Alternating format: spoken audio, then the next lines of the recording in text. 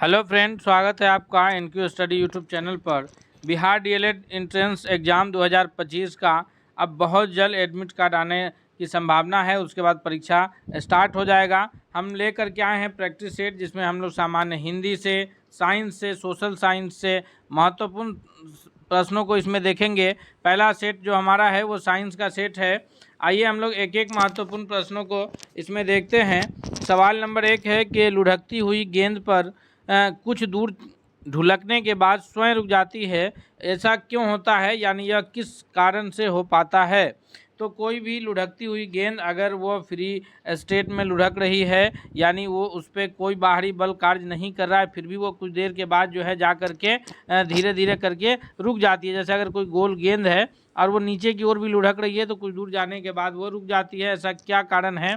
तो इसका कारण ये है कि जो सतह पर गेंद लुढ़क रही होती है, उस सतह पर के द्वारा गेंद पर एक उसके गेंद के गति के दिशा में दूसरा बल लगाया जाता है। जैसे गेंद अगर इधर को लुढ़क रही है तो इस सतह से, ये जो हमारा सरफेस है, इससे उसके उल्टे तरफ एक बल लगाया जाता है जो उसके गति का विरोध करता है, जिस कारण वह गेंद रुक जाती है, और वह बल है घर्षण बल। तो घर्षण बल के कारण जो है गेंद धीरे धीरे करके रुक जाती है। और घर्षण बल के वजह से ही हम लोग गाड़ी से चलते हैं तो उसमें ब्रेक लग पाता है। घर्षण बल के कारण ही हम लोग आसानी से चल पाते हैं। घर्षण चूँकि प्लेन सतह पर कम लगता है, और जो रफ सतह होता है, जो खुरदरा सतह होता है, जिस पर जो है उस पर घर्षण बल ज़्यादा कार्य करता है। और घर्षण बल कार्य करने के कारण ही गाड़ी के टायरों में जो है गैप छोड़ा जाता है, वो गैप बनाया जाता है। हमारे चप्पल के पीछे जो सोल होता है जूता के पीछे, उसमें भी जो है घर्षण बल काम करने के लिए ये डिज़ाइन बने रहते हैं। तो घर्षण हमारे लिए बहुत ही महत्वपूर्ण है। हालांकि घर्षण से नुकसान भी है, लेकिन घर्षण फ़ायदेमंद भी है। यही कारण है कि टाइल्स वगैरह जो है, जहाँ पर पानी वगैरह अगर गिर जाता है तो हम फिसल जाते हैं, क्योंकि वहाँ घर्षण बल कम कार्य करता है। तो घर्षण हमारे दैनिक जीवन में बहुत उपयोगी भी है, और कुछ जगहों पे घर्षण बल जो है वह हानिकारक भी है। अगले प्रश्न की ओर बढ़ते हैं। सवाल नंबर 2 है हमारे स्क्रीन पर कि जो लोहे में जंग लगने का मुख्य कारण क्या है, मुख्य कारक कौन सा है जिसके वजह से लोहे में जंग लग जाता है। तो यहाँ पर 4 जो तत्व दिए हुए हैं, इसमें से नियन तो जो है यह ऐसा तत्व है जो कभी अभिक्रिया करता ही नहीं है। तो अब बात आती है ऑक्सीजन, हाइड्रोजन और नाइट्रोजन पे। तो इसमें ऑक्सीजन के कारण जो है ऑक्साइड ये हो जाता है, जिस वजह से लोहे पे जंग लगता है। यही कारण है कि जो लोहा खुले अवस्था में रहता है तो उसमें वायुमंडल से ऑक्सीजन ले करके उस पर जंग लगने की क्रिया शुरू हो जाती है। और उसी से बचाने के लिए हम लोग क्या करते हैं कि लोहे पर जो है पेंट चढ़ा देते हैं, जिससे ऑक्सीजन से उसका डायरेक्ट संपर्क, जैसे अगर लोहा का रड है हमारा और इस पे अगर हम लोग पेंट कर देते हैं तो रड का जो है संपर्क ऑक्सीजन से डायरेक्ट ख़त्म हो जाता है, जिस कारण वो जंग लगने से संरक्षित रह जाता है, यानी बचा हुआ रह जाता है। तो याद रखिएगा, लोहे पे जंग लगने के लिए मुख्य कारक कौन सा है, तो उसके लिए मुख्य कारक है ऑक्सीजन। अगला सवाल है, 3 नंबर प्रश्न है हमारे स्क्रीन पर कि कुपोषण से सबसे अधिक किसकी कमी होती है। तो कुपोषण से सबसे अधिक जो कुपोषण में कमी हो जाती है वो प्रोटीन की कमी से कुपोषण हो जाते हैं। ऑप्शन डी इसका सबसे करेक्ट आंसर है। सवाल नंबर 4 है कि 2 समांतर दर्पणों के बीच कितने प्रतिबिंब बनते हैं। यानी अगर दर्पण है, 2 दर्पण है, दोनों समांतर रखे हुए हैं, और इस दोनों दर्पण के, दर्पण 1 और दर्पण 2 के बीच में अगर कोई ऑब्जेक्ट है, कोई वस्तु है, तो उसका कितना प्रतिबिंब बनेगा। तो 2 अगर समांतर दर्पण के बीच हम प्रतिबिंब की गणना करना शुरू करेंगे तो प्रतिबिंब की गणना हम नहीं कर सकते हैं, अनंत प्रतिबिंब बनते हैं। ऑप्शन डी 4 नंबर प्रश्न का सबसे सही उत्तर क्या आ जाएगा। ऑप्शन डी की 2 आप जब ये किसी भी सैलून में जाएंगे, देखेंगे कि वहाँ पर जो है बार्बर के द्वारा, नाई के द्वारा 2 समांतर दर्पण लगाए गए होते हैं आगे और पीछे की ओर, जिस कारण जो है हम अपना एक अनंत तस्वीर देखते हैं, हम गणना नहीं कर पाते हैं कि वह हमारी तस्वीर कितनी तस्वीरें वहाँ बन रही है।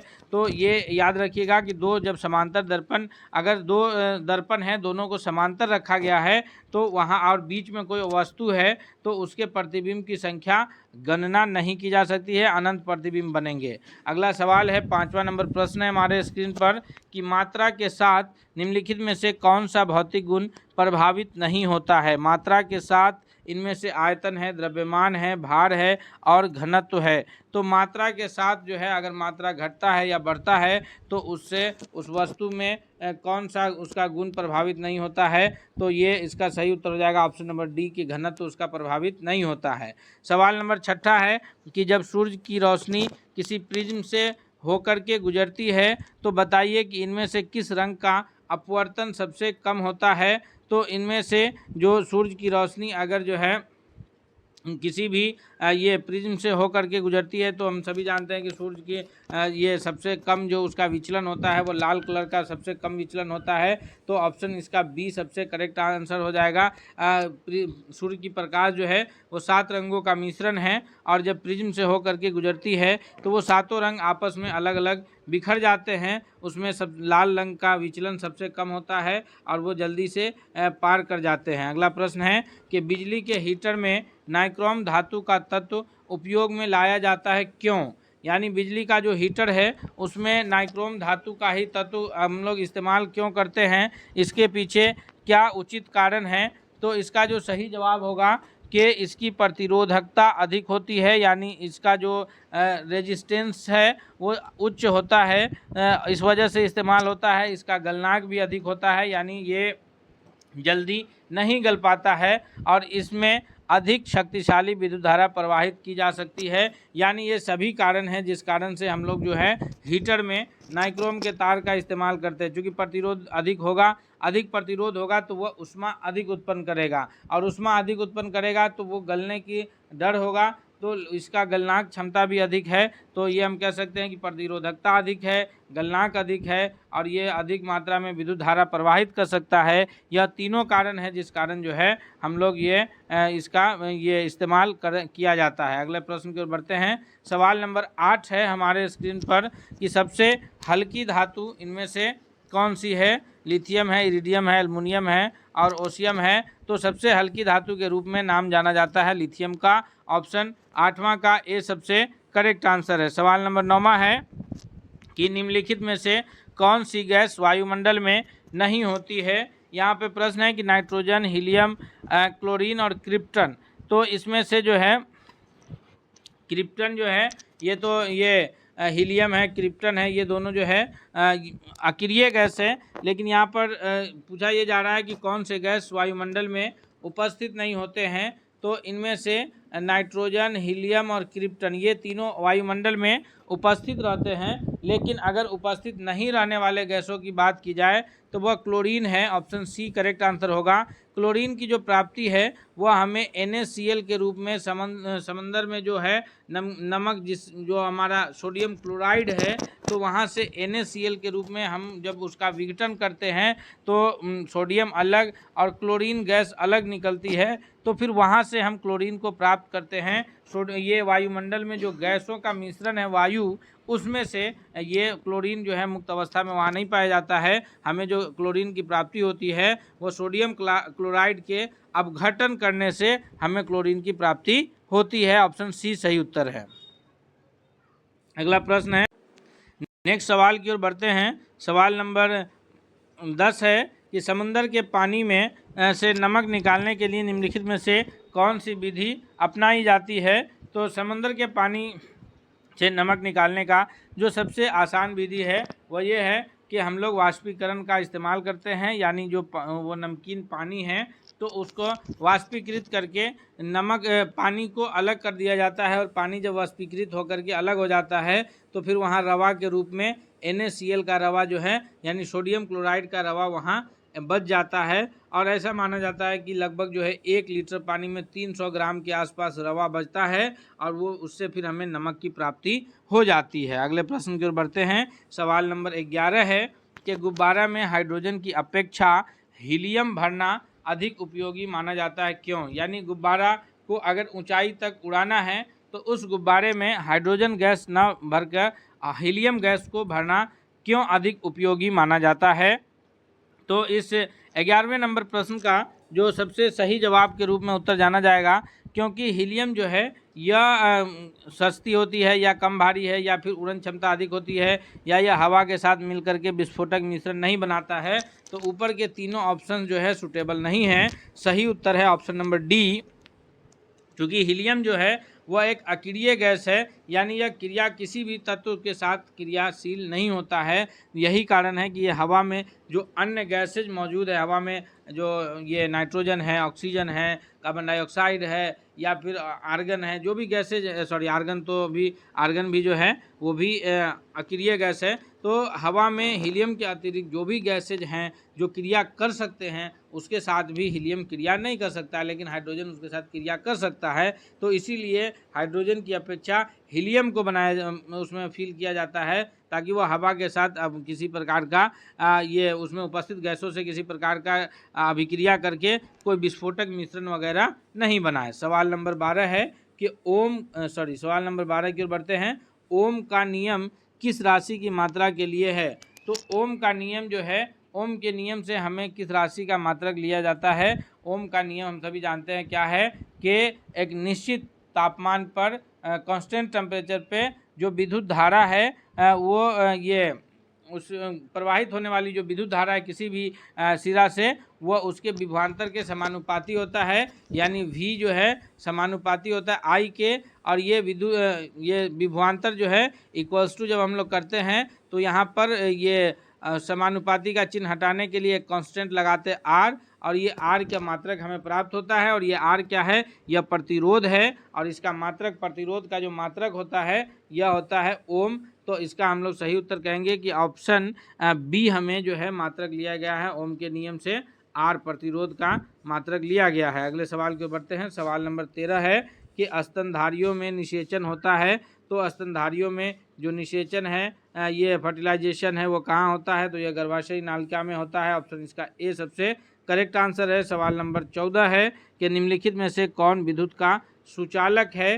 तो विद्युत के सुचालक की अगर बात किया जाए तो यहाँ पर है अक्रिय गैस, वायु, प्लाज्मा और फिर जलवाष्प। तो सही उत्तर के रूप में ऑप्शन सी जाना जाएगा कि प्लाज्मा जो है यह विद्युत का सुचालक है। बाकी अक्रिय गैस है या जलवाष्प है, ये सब में विद्युत का सुचालक नहीं हो पाता है। ऑप्शन इसका 14 का सी करेक्ट आंसर होगा। सवाल नंबर 15 है हमारे स्क्रीन पर कि ध्वनि तरंगों को विद्युत तरंग में परिवर्तन करने वाले यंत्र को क्या कहते हैं? यानी वह यंत्र जो, अगर हम लोग जो बोलते हैं, आवाज़ जो हमारी ध्वनि है उसको विद्युत धारा में बदल देने का कार्य करते हैं, तो उस यंत्र को कहा जाता है microphone. Option C correct answer होगा। या फिर उसको माइक सिंपली कहिए कि कोई भी हम लोग जो बोलते हैं या उसको जो है माइक के सामने खड़ा होकर बोला जाता है, और माइक जो है उस आवाज़ को, उस ध्वनि को करता क्या है कि उसको जो है इलेक्ट्रिक ऊर्जा में बदल देता है।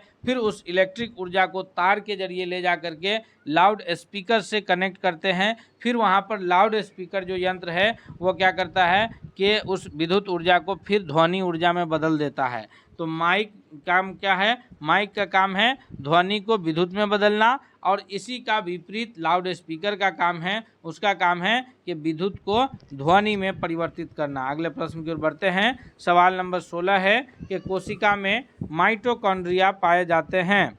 कोशिका में जो माइटोकॉन्ड्रिया है यह कोशिका द्रव्य में पाया जाता है। कोशिका की अगर बात की जाए तो कोशिका ये इस प्रकार कोशिका झिल्ली है। सिर्फ पादप में कोशिका झिल्ली के बाहर भी एक ये संरचना रहता है जिसको कोशिका भित्ति के नाम से जानते हैं। वो सिर्फ कोशिका को जो है रिजिडिटी यानी कठोरता प्रदान करने के लिए होता है। बाकी जंतु कोशिका और पादप कोशिका दोनों में ये अंदर वाला कोशिका झिल्ली जो है ये सभी में पाया जाता है। तो याद रखिएगा, कोशिका भित्ति केवल पादप में रहता है, कोशिका झिल्ली दोनों में रहता है। इस कोशिका झिल्ली के अंदर ये पूरा एरिया में जो है कोशिका द्रव्य होते हैं, और फिर बीच में एक केंद्रक होता है, और केंद्रक में भी केंद्रक द्रव्य होते हैं। तो ये कोशिका झिल्ली के अंदर और केंद्रक के बाहर, कोशिका झिल्ली के अंदर और केंद्रक के बाहर जो ये जगह है जिसको हम लोग कोशिका द्रव्य जिसमें रहता है, तो इसी में सारे कोशिकांग होते हैं। जैसे माइटोकॉन्ड्रिया है, लाइसोसोम है, राइबोसोम है, ये सारे इसी कोशिका द्रव्य में पाए जाते हैं। तो यहाँ ऑप्शन सी करेक्ट आंसर होगा कि ये कोशिका में माइटोकॉन्ड्रिया कहाँ पाए जाते हैं, यह कोशिका द्रव्य में पाए जाते हैं। और इसका काम क्या है कि यह श्वसन की क्रिया को संपूर्ण करने का कार्य करता है और इसको कोशिका का जो है पावर हाउस या फिर ऊर्जागिरी के नाम से भी जाना जाता है। दोस्तों हम लोग जो है अभी ये साइंस से रिलेटेड प्रश्न कर रहे हैं, इसलिए हम आपसे रिक्वेस्ट करते हैं कि यदि आप हमारे चैनल पर अब तक नए हैं, चैनल को सब्सक्राइब नहीं किया है, तो प्लीज़ चैनल को सब्सक्राइब करते हुए बेल आइकन को दबा लीजिए ताकि हर अपडेट्स आप तक सबसे पहले पहुँचेगा। सवाल अगले की ओर बढ़ते हैं हम लोग। सवाल नंबर 17 है हमारे स्क्रीन पर कि पौधों में प्रोटीन का संश्लेषण मुख्य रूप से कहाँ होता है। तो पौधों में जो प्रोटीन का संश्लेषण है यह कहाँ होता है। तो प्रोटीन का जो संश्लेषण है ये यहाँ ऑप्शन इसका जो है ए करेक्ट आंसर हो जाएगा, जड़ों में होता है। अगले प्रश्न की ओर बढ़ते हैं। सवाल नंबर 18 है कि न्यूट्रॉन तथा प्रोटॉन की संख्या का योगफल क्या कहलाता है। तो न्यूट्रॉन और प्रोटॉन जो कि किसी भी परमाणु के नाभिक में ये दोनों कण पाए जाते हैं, इनकी संख्याओं का जो योग है, न्यूट्रॉन और प्रोटॉन की जो पाए कहाँ जाते हैं नाभिक में, और इनके संख्याओं का योग को कहा जाता है द्रव्यमान संख्या। क्या कहते हैं? द्रव्यमान संख्या कहते हैं। ऑप्शन सी करेक्ट आंसर होगा कि ये परमाणु संख्या कहते हैं केवल प्रोटॉन की संख्या को। परमाणु संख्या किसको कहते हैं? प्रोटॉन की संख्या को। और द्रव्यमान संख्या कहते हैं प्रोटॉन और न्यूट्रॉन की संख्याओं के योगफल को द्रव्यमान संख्या कहते हैं। अगले प्रश्न की ओर बढ़ते हैं। सवाल नंबर 19 है कि निकोटीन पदार्थ किस पौधे में पाया जाता है। तो निकोटीन पदार्थ जो है वो मुख्य रूप से तंबाकू के पौधे में पाया जाता है। ऑप्शन ए इसका सबसे करेक्ट आंसर है। बिहार का समस्तीपुर क्षेत्र जो है वह तंबाकू सरेसा तंबाकू के उत्पादन के लिए महत्वपूर्ण क्षेत्र जाना जाता है। सवाल नंबर 20 है कि पौधों में श्वसन होता है। पौधों में श्वसन कहाँ होता है, कब होता है? रात में, प्रातः के समय, ये केवल दिन में, या दिन में भी, मुख्यतः रात में। तो पौधे में जो श्वसन का कार्य है वह दिन में भी होता है और मुख्यतः रात में होता है ज़्यादातर, क्योंकि पौधे जब दिन में सूर्य की प्रकाश पौधे पर पड़ते हैं तो उस दौरान पौधे जो है श्वसन की क्रिया के अतिरिक्त जो है वहाँ पर प्रकाश संश्लेषण की क्रिया होती रहती है।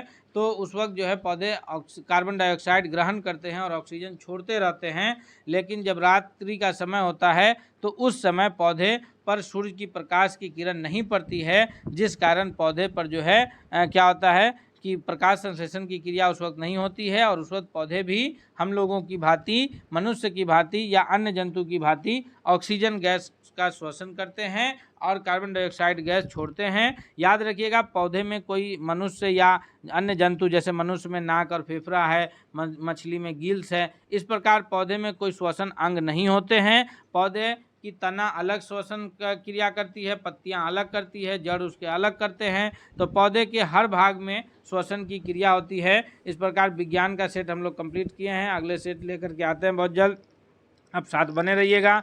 तब तक के लिए बहुत बहुत धन्यवाद। भारत में ईस्ट इंडिया कंपनी का पहला गवर्नर जनरल कौन था। तो जब ईस्ट इंडिया कंपनी 1600 ईस्वी में जिसकी स्थापना लंदन में हुई, उसके पश्चात जो है वहाँ से व्यापार के लिए भारत आना शुरू हुआ और उसमें जो पहले गवर्नर जनरल के रूप में यहाँ कार्य किए हैं ईस्ट इंडिया कंपनी के लोग, वो थे वारेन हेस्टिंग्स, यानी ऑप्शन नंबर सी पहले नंबर प्रश्न का सबसे करेक्ट आंसर होगा। अगले प्रश्न की ओर बढ़ते हैं। सवाल नंबर 2 है हमारे स्क्रीन पर कि वास्को डी गामा कहाँ का रहने वाला था। तो हम सभी जानते हैं कि जितने भी यूरोपीय कंट्री है उसमें से भारत में जो सबसे पहले आए हैं वह पुर्तगाली आए हैं। और पुर्तगाल जो है जहाँ के सबसे पहले तो वैसे कोलंबस निकला था भारत की खोज करने, लेकिन चूंकि वो रास्ता भटक गए, रास्ता भटकने के कारण जो है वो भारत ना पहुंच करके अमेरिका का खोज किए 1492 ईस्वी में। लेकिन जो है वास्को डी गामा सही रास्ता पकड़ करके भारत पहुंचे थे और 1498 में, जो कि पुर्तगाल के रहने वाले थे। कहाँ के रहने वाले थे? पुर्तगाल के। भारत कब पहुंचे? 1498 ईस्वी में। और कहाँ पहुंचे थे? तो केरल के, अभी जो वर्तमान हमारा केरल राज्य है, केरल के कालीकट बंदरगाह पर पहुंचे थे। उस वक्त जो है कालीकट के राजा था जेमोरिन। क्या थे राजा? जेमोरिन राजा थे। उन्होंने उनका भव्य स्वागत किया था और यहाँ से जो है उन्हें गिफ्ट के रूप में, तोहफा के रूप में, इनाम में बहुत सारे मसाला लेकर के गए थे और उसमें से जो है जब उसे यूरोपीय बाज़ारों में बेचा गया था तो वो 60 गुना मुनाफा कमाए थे और इस प्रकार जो है यूरोपीय देशों का भारत में आने का सिलसिला शुरू हुआ था। चूँकि एक बड़े पैमाने पर जो है मुनाफा कमा रहे थे लोग। तो यह सबसे पहले आने वाले कौन है? 1498 में वास्को डी गामा, जो पुर्तगाल के रहने वाले थे। तो अक्सर प्रश्न ये भी पूछा जाता है कि वास्को डी गामा या भारत की खोज कब की गई? तो 1498 कह सकते हैं। हालांकि भारत का इतिहास इससे बहुत प्राचीन रहा है। अगले प्रश्न की ओर बढ़ते हैं हम लोग। नेक्स्ट क्वेश्चन है हमारे स्क्रीन पर, प्रश्न संख्या तीसरा है कि आईने अकबरी एक महान ऐतिहासिक कृति निम्नलिखित में से किसके द्वारा रची गई है? आईने अकबरी, आईन कहते हैं कानून को, संविधान को। आईने अकबरी का अर्थ हुआ कि अकबर का कानून या अकबर का संविधान। तो अकबर के कानून या संविधान जो रचे थे उनके दरबार में अबू फजल, किनके द्वारा? अबू फजल के द्वारा रचा गया था। ऑप्शन नंबर ए इसका सबसे सही जवाब होगा। दोस्तों एक एक महत्वपूर्ण प्रश्नों को हम इसमें कवर कर रहे हैं। हम आपसे रिक्वेस्ट करते हैं कि यदि आप हमारे चैनल पर अब तक नए हैं, चैनल को सब्सक्राइब नहीं किया है तो प्लीज़ आप चैनल को सब्सक्राइब करते हुए बेल आइकन को जरूर दबा लीजिए ताकि कोई भी अपडेट्स आए तो सबसे पहले आप तक पहुंचे। और अगर यह वीडियो आपको पसंद आए तो लाइक ज़रूर कीजिएगा। सवाल नंबर चौथा है कि मुग़ल काल की राजभाषा कौन सी थी? तो मुग़ल काल से पहले यहाँ दिल्ली सल्तनत का शासन था। दिल्ली सल्तनत के अंतिम सुल्तान जो है इब्राहिम लोदी, जो कि लोदी वंश के शासक थे, हरा करके बाबर ने यहाँ मुग़ल वंश की स्थापना की। उन्होंने जब शासन व्यवस्था की स्थापना की और अपना जो राजकीय भाषा यानी राजकाज की भाषा जो अपनाया था वो फ़ारसी को अपनाया था। ऑप्शन नंबर डी इसका करेक्ट आंसर हो जाएगा। उर्दू हिंदी को नहीं बल्कि किसे फ़ारसी को अपनाया गया था। अगले प्रश्न की ओर बढ़ते हैं हम लोग। सवाल नंबर 5वां है हमारे स्क्रीन पर कि हुमायूंनामा किसने लिखा था, यानी हुमायूंनामा के लेखक कौन हैं? तो हुमायूंनामा की पुस्तक के जो लेखक हैं वह है गुलबदन बेगम। कौन है? गुलबदन बेगम है। 5वां का ऑप्शन नंबर ए सबसे सही जवाब हो जाएगा कि गुलबदन बेगम के द्वारा हुमायूंनामा लिखा गया है। नेक्स्ट प्रश्न की ओर बढ़ते हैं। सवाल नंबर 6 है हमारे स्क्रीन पर कि भारतीय विश्वविद्यालय अधिनियम 1904 किस वायसराय के शासनकाल में पारित हुआ था? जी हाँ, ये बहुत महत्वपूर्ण है कि भारतीय विश्वविद्यालय अधिनियम 1904 के संबंध में यह जो विश्वविद्यालय अधिनियम है यह 1904 में लॉर्ड कर्जन महोदय के शासनकाल में पारित हुआ था। ऑप्शन नंबर बी सबसे करेक्ट आंसर हो जाएगा। और लॉर्ड कर्जन महोदय इसलिए भी जाने जाते हैं क्योंकि लॉर्ड कर्जन महोदय ने ही अगले साल 1904 के बाद 1905 में प्रशासनिक दिक्कत का हवाला देते हुए बंगाल का विभाजन कर दिया था। बंगाल 2 हिस्सों में बांट दिया था, एक पूर्वी बंगाल के रूप में और एक पश्चिमी बंगाल के रूप में। तो ये भी एक प्रश्न अगर आपको बने तो उसे जरूर कीजिएगा कि बंगाल विभाजन किसने किया? तो लॉर्ड कर्जन ने। कब? 1905 में। और बंगाल विभाजन के पश्चात अपने पूरे भारतवर्ष में जो है स्वदेशी आंदोलन छिड़ा था। उसके बाद है लॉर्ड लिटन महोदय का ऑप्शन में नाम है। लॉर्ड लिटन महोदय जो है यह जाने जाते हैं कि इन्होंने ही प्रेस सेंसरशिप लगाया था और इन्होंने ही जो है ये आर्म्स एक्ट पारित किया था और vernacular press act, arms act इन्होंने पारित किया था तथा इन्होंने ही सिविल सेवा परीक्षा के लिए उम्र को घटा करके 21 वर्ष की जगह 19 वर्ष कर दिया था। अगले प्रश्न की ओर बढ़ते हैं हम लोग। नेक्स्ट क्वेश्चन है हमारे स्क्रीन पर 7वां है कि हर्मिट ऑफ शिमला किसे कहा जाता है? जी हाँ, हर्मिट ऑफ शिमला के नाम से जो जाने जाते हैं व्यक्ति, अंग्रेज अधिकारी, वह है एलन एक्टोवियन ह्यूम, यानी ऑप्शन नंबर सी सही उत्तर हो जाएगा। एलन एक्टोवियन ह्यूम या एओ ह्यूम कहिए, इन्हें हर्मिट ऑफ शिमला के नाम से जाना जाता है। और ये पहले यही व्यक्ति हैं जिन्होंने 1885 ईस्वी में, कब? 1885 ईस्वी में जो है भारतीय राष्ट्रीय कांग्रेस की स्थापना किए थे। तो भारतीय राष्ट्रीय कांग्रेस के संस्थापक के रूप में एओ ह्यूम का ही नाम आता है। मुंबई में सबसे पहली बैठक जो है मुंबई के तेजपाल संस्कृत कॉलेज में हुआ था और उसमें जो है 78 प्रतिनिधि शामिल थे, 72 लोग। और वो ये पहली अध्यक्षता जो है वो WC बनर्जी यानी व्योमेश चंद्र बनर्जी के द्वारा किया गया था। एओ ह्यूम से 2 महत्वपूर्ण प्रश्न बनते, एक हर्मिट ऑफ शिमला के नाम से इन्हें जाना जाता है, दूसरा इन्हें भारतीय राष्ट्रीय कांग्रेस के संस्थापक के रूप में जाना जाता है। भारतीय राष्ट्रीय कांग्रेस की स्थापना 1885 में हुई। नेक्स्ट प्रश्न की ओर बढ़ते हैं। सवाल नंबर 8वां है हमारे स्क्रीन पर कि इल्बर्ट बिल विवाद किस वायसराय के शासनकाल से कार्यकाल में उभरा था? सबसे पहले हम लोग ये जानेंगे कि इल्बर्ट बिल है क्या। तो इल्बर्ट बिल विवाद जो है इसलिए महत्वपूर्ण हो गया था क्योंकि यह पहला ऐसा बिल था जिसके पश्चात भारतीय जजों को यह अधिकार दिया गया था कि वो अंग्रेज अधिकारी के विरुद्ध जो है किसी भी केस की सुनवाई करेंगे। यानी न्यायपालिका में भारतीय जज उससे पहले नहीं कर सकते थे। भारतीय जज को केवल इतना अधिकार था कि वो भारतीयों के खिलाफ केस की सुनवाई करेंगे और फिर अगर मुकदमा पेचीदा है तो वहाँ पर जो है उन भारतीयों के खिलाफ अंग्रेज जज ही सुनवाई करते थे और सज़ा देते थे। अर्थात ये पहला ऐसा मौका था कि जब ये भारतीय जजों को भी अंग्रेजों के विरुद्ध केस की सुनवाई करना का मौका मिला था। लेकिन ये विवाद इतना बढ़ा कि लॉर्ड रिपन महोदय जो है 1884 ईस्वी में ये इस्तीफा दे दिए थे। कौन? लॉर्ड रिपन महोदय। उसके बाद जो है लॉर्ड डफरिन को शासन मिला था और लॉर्ड डफरिन के ही कार्यकाल में भारतीय राष्ट्रीय कांग्रेस की स्थापना हुई थी। लॉर्ड रिपन महोदय को जो है उद्धारक के रूप में माना जाता है क्योंकि इन्होंने स्थानीय शासन की बात करी थी। इन्हीं के शासनकाल में कारखाना अधिनियम आया था और इनके शासनकाल में पहली बार जनगणना हुई थी। तो बहुत सारे ये को लेकर के जो है लॉर्ड रिपन महोदय को भारतीय का उद्धारक के रूप में जाना जाता है। और 1884 में इन्होंने इल्बर्ट बिल विवाद के पश्चात जो है इस्तीफा दिया और उसके बाद लॉर्ड डफरिन महोदय, इनके बाद रिपन के बाद कौन बने थे? लॉर्ड डफरिन महोदय, और उन्हीं के शासनकाल में भारतीय राष्ट्रीय कांग्रेस की स्थापना हुई थी। नेक्स्ट प्रश्न की ओर बढ़ते हैं। सवाल नंबर 9 है हमारे स्क्रीन पर कि भारतीय राष्ट्रीय कांग्रेस का प्रथम मुस्लिम प्रेसिडेंट था। यानी भारतीय राष्ट्रीय कांग्रेस के पहले मुस्लिम प्रेसिडेंट या पहले मुस्लिम अध्यक्ष कौन थे? तो अबुल कलाम आज़ाद या रफ़ी अहमद किदवई का नाम नहीं आता है। सही M.A. अंसारी भी नहीं है, सही उत्तर के रूप में जाने जाते हैं। बदरुद्दीन तैयब जी 1887 ईस्वी में ये मद्रास अधिवेशन की अध्यक्षता किए थे बदरुद्दीन तैयब जी। ऐसे देखा जाए तो ये प्रथम मुस्लिम अध्यक्ष थे और ये पूरे अध्यक्ष की अगर बात की जाए तो बदरुद्दीन तैयब जी जो है वो भारतीय राष्ट्रीय कांग्रेस के तीसरे अध्यक्ष के रूप में जाने जाते हैं। पहले अध्यक्ष WC बनर्जी यानी व्योमेश चंद्र बनर्जी है। दूसरे अध्यक्ष के रूप में जो है दादा भाई नौरोजी जाने जाते हैं जिन्होंने 1886 कलकत्ता अधिवेशन की अध्यक्षता की है। और तीसरे अध्यक्ष के रूप में जो है बदरुद्दीन तैयब जी, प्रथम मुस्लिम अध्यक्ष कहिए या तीसरे अध्यक्ष कहिए, इन्होंने मद्रास अधिवेशन की अध्यक्षता 1887 में किया है। 85 के बाद 86 में बंगाल में यानी कलकत्ता में और 87 में मद्रास में। फिर चौथा जो है अधिवेशन की अध्यक्षता प्रथम अंग्रेज अध्यक्ष किए थे जॉर्ज यूले। अगले प्रश्न की ओर बढ़ते हैं। सवाल नंबर 10 है कि लैंड होल्डर्स सोसाइटी कलकत्ता के संस्थापक कौन थे? जी, लैंड होल्डर्स सोसाइटी कोलकाता के जो संस्थापक हैं वो है Dwarakanath Tagore ji. Option number B इसका करेक्ट आंसर होगा 10वें नंबर प्रश्न का।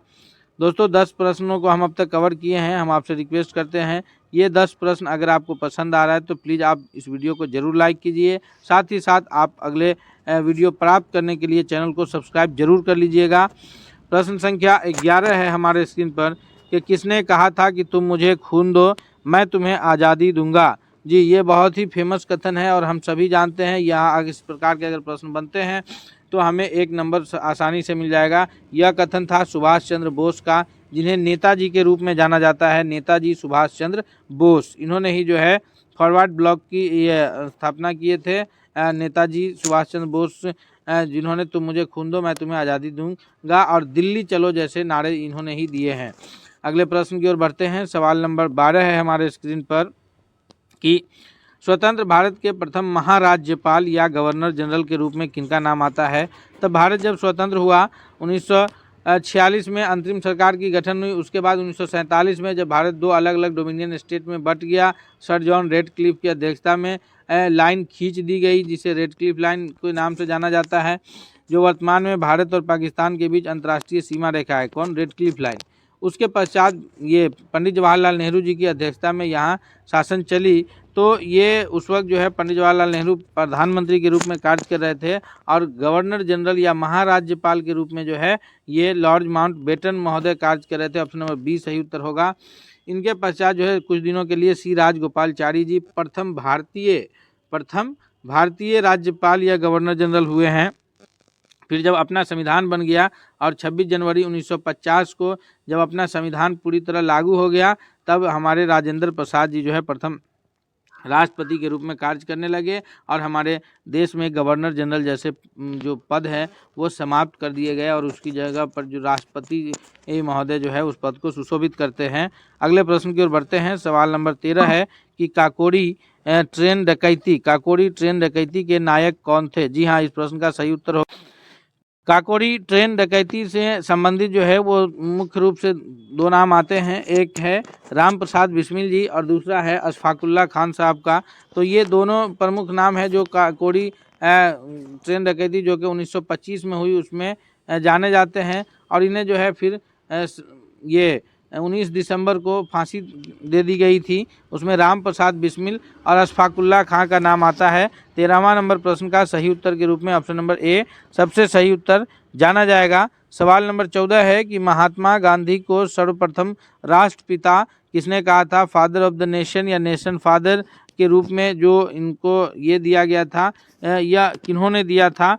तो हम सभी जानते हैं कि राष्ट्रपिता के रूप में जो महात्मा गांधी को कहा गया वह सुभाष चंद्र बोस जी के द्वारा ही कहा गया था। Option number C. हालांकि वैचारिक मतभेद रहा है महात्मा गांधी से सुभाष चंद्र बोस जी का। 1934 में त्रिपुरी अधिवेशन में जो है ये महात्मा गांधी जी के कांग्रेस अध्यक्ष पद के लिए जो है महात्मा गांधी जी की तरफ से कौन थे? तो महात्मा गांधी जी की तरफ से जो है अलग ये थे, पट्टाभी सीतारमैया थे और फिर सुभाष चंद्र बोस जो है वो अलग ये कंटेस्ट कर रहे थे। तो इस कारण वैचारिक मतभेद होते हुए भी महात्मा गांधी को जो है इन्होंने राष्ट्रपिता कहा और ये राष्ट्रपिता तब कहा जब इन्होंने 1924 में जो बेलगाम अधिवेशन की गांधी जी अध्यक्षता की है उसमें इन्होंने कहा था कि ये राष्ट्रीय पिता है। अगले प्रश्न की ओर बढ़ते हैं। सवाल नंबर 15 है जो कि अब भूगोल से संबंधित प्रश्न है कि भारत की मुख्य भूमि की दक्षिणी सीमा क्या है? जी हाँ, मुख्य भूमि की दक्षिणी सीमा पूछा जा रहा है। यानी जब आप इस प्रकार का भारत का मैप अपना देखते हैं तो जो अब हमारा केप कैमोरिन या कन्याकुमारी जो कि तमिलनाडु राज्य का सबसे अंतिम छोर है, दक्षिणी बिंदु, वो हमारा दक्षिणी सीमा है मुख्य बिंदु से। हालांकि अंडमान निकोबार द्वीप समूह उसके नीचे जो है हमारा ये मुख्य सीमा। अगर पूछा जाए कि भारत का सबसे दक्षिणतम बिंदु तो वो अंडमान निकोबार द्वीप समूह पे जाकर के मिलेगा। लेकिन चूंकि मुख्य भूमि यानी स्थल से पूछा जा रहा है तो यहाँ पर जो है ये हो जाएगा 8 डिग्री 4 मिनट उत्तरी अक्षांश। चूँकि हम पूरा हमारा देश जो है यह उत्तरी गोलार्ध में स्थित है, अर्थात हमारा जो दक्षिणतम बिंदु है वो भी उत्तरी अक्षांश में ही है, 8 डिग्री 4 मिनट उत्तरी अक्षांश में है ये। और अगर दक्षिणतम पूछा जाएगा तो वो 6 डिग्री 4 मिनट हो जाएगा। तो यहाँ पर हमारा जो सबसे दक्षिणी बिंदु है वो कितना है? 8 डिग्री 4 मिनट। नेक्स्ट प्रश्न की ओर बढ़ते हैं। सवाल नंबर 16 है हमारे स्क्रीन पर कि भारत का मानक समय कितना है? तो भारत का मैप अगर देखिएगा तो भारत जो है इसमें अक्षांशीय रूप से जो है यह अवस्थित है उत्तरी गोलार्ध में। उसी प्रकार देशांतरीय रूप से भारत जो है यह पूर्वी गोलार्ध में अवस्थित है। तो यहाँ गुजरात से शुरू कीजिए इधर अरुणाचल प्रदेश तक भारत की जो ये है देशांतरीय विस्तार है ये लगभग 30 डिग्री तक का देशांतरीय विस्तार है, जो 68 डिग्री 7 मिनट से शुरू होता है, 68 डिग्री 7 मिनट और 97 डिग्री 25 मिनट तक भारत का देशांतरीय विस्तार है। तो और हर एक देशांतर पर 4 मिनट के समय का अंतराल होता है। इस प्रकार जो है अरुणाचल प्रदेश से और गुजरात के समय में 2 घंटे का अंतराल बन जाता है। तो इस 2 घंटे के अंतराल को समय को एक रखने के लिए, पूरे भारत में एक मानक समय रखने के लिए भारत ने जो है अपना मानक देशांतर 82.5 डिग्री पूर्वी देशांतर, कितना 82.5 डिग्री पूर्वी देशांतर को माना है, जो कि उत्तर प्रदेश के इलाहाबाद नैनी के पास से गुजरता है। यानी 16वां का ऑप्शन नंबर सी सही जवाब हो जाएगा कि भारत का जो मानक समय है वो 82.5 डिग्री पूर्वी देशांतर है। और यह मानक समय ग्रीनविच से चूँकि पूरब में स्थित है इसलिए 5.5 घंटा आगे है। कितना है भारत का समय? ग्रीनविच से 5.5 घंटा आगे। अगर अभी हमारे यहाँ 5 बज रहा है या 5:30 हो रहा है तो आप ये मान के चलिए कि इंग्लैंड में उस वक्त 12 बज रहे हैं। तो इस प्रकार जो है हमारा समय उससे 5.5 घंटा आगे है। अगले प्रश्न की ओर बढ़ते हैं। नेक्स्ट क्वेश्चन हमारे स्क्रीन पर 17 है कि भारत का उत्तर से दक्षिण की लंबाई कितनी है? उत्तर से दक्षिण यानी कश्मीर से कन्याकुमारी की लंबाई हमारी कितनी है? तो ये उत्तर से दक्षिण जो भारत की लंबाई है, सही उत्तर अगर आप जानते हैं तो आप भी कमेंट करके बता सकते हैं। अंत में तो आप ज़रूर बताइएगा कि आपने कितने प्रश्नों का सही उत्तर किया है। तो भारत की लंबाई उत्तर से दक्षिण जो है ये 3214 किलोमीटर है। जी हाँ, ऑप्शन नंबर बी सबसे करेक्ट आंसर हो जाएगा। नेक्स्ट प्रश्न है हमारे स्क्रीन पर, क्वेश्चन नंबर 18 है कि भारत का क्षेत्रफल विश्व के कुल भौगोलिक क्षेत्रफल का कितना है। जी, भारत का क्षेत्रफल जो है वह विश्व के कुल भौगोलिक क्षेत्रफल का कितना है। भारत क्षेत्रफल की दृष्टि से ऐसे भी विश्व का 7वां बड़ा देश है। विश्व में 6 बड़े देश जो हैं, रूस, कनाडा, चीन, ब्राज़ील, ऑस्ट्रेलिया, अमेरिका, ये सभी भारत से क्षेत्रफल में बड़े देश हैं। उसमें भारत की स्थिति 7वें नंबर पर है, जो कुल भौगोलिक क्षेत्रफल का 2.4% है। कितना है? 2.4% जो है कुल भौगोलिक क्षेत्रफल का है। नेक्स्ट प्रश्न की ओर बढ़ते हैं। सवाल नंबर 19 है कि भारत में निम्नलिखित में से किस राज्य की तटरेखा सबसे लंबी है। तटरेखा यानी समुंदर से किस राज्य की तटरेखा सबसे अधिक मिलती है। तो भारत का जो पश्चिमी राज्य है गुजरात, जो उसकी तटरेखा सबसे लंबी है। और कौन सा समुद्र है वहाँ पर? तो वहाँ पर है अरबियन सागर, यानी अरब सागर से इसकी तटरेखा मिलती है, जो सबसे लंबी है। ऑप्शन नंबर इसका सी सबसे सही जवाब हो जाएगा। और अगर भारत की स्थलीय सीमा किस देश से सबसे लंबी सटती है, तो वो देश है बांग्लादेश, जिससे हमारी स्थलीय सीमा सबसे लंबी सटती है। नेक्स्ट प्रश्न की ओर बढ़ते हैं। सवाल नंबर 20 है कि कर्क रेखा भारत में कितने राज्यों से होकर के गुजरती है। तो कर्क रेखा जो है भारत में वह कुल 8 राज्यों से होकर के गुजरती है, याद रखिएगा। ऑप्शन नंबर बी सही जवाब है। मित्र पर गमछा झार, किस पर? मित्र पर गमछा झार, ये इससे हम लोग याद रख सकते हैं। मी से मिजोरम, त्र से त्रिपुरा, प से पश्चिम बंगाल, र से राजस्थान, ग से गुजरात, म से मध्य प्रदेश, झा से छ से छत्तीसगढ़, झार से झारखंड। अब 8 कुल राज्यों से होकर के जो है ये गुजरती है। दोस्तों, इस प्रकार जो है हम लोग 20 महत्वपूर्ण प्रश्नों को यहाँ कवर किया है। और यह 20 महत्वपूर्ण प्रश्न जो है आपके परीक्षा की दृष्टि से बहुत लाभकारी साबित होने वाला है। इसलिए आपसे रिक्वेस्ट है कि अगर आप चैनल पर नए हैं तो सब्सक्राइब कर लीजिएगा, ताकि अगला अपडेट सबसे पहले आप तक पहुंचे। मिलते हैं अगले सेट के साथ, तब तक के लिए बहुत बहुत धन्यवाद।